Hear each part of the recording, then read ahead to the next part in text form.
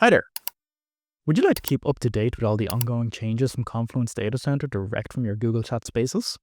With Google Chat integration for Confluence by webhook Forward, you can. And the setup is fairly simple and intuitive. Install the app, go to the configuration, and create a new notification. Specify what events you want to be notified for. Choose which users and user groups should trigger notifications.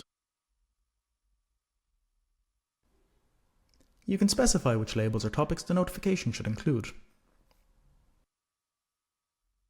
Choose if you just want to receive a summary or if you prefer to receive all the details. Should you wish to have a view button that will link directly to the notification, you can choose this option. To choose where you wish to receive the notifications, go to the Google Chat channel you wish to receive the notifications from, grab a webhook,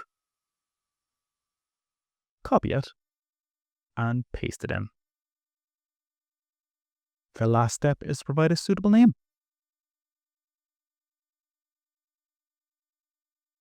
Save it, and you will now receive notifications from your Confluence updates directly to your Google Chat Spaces.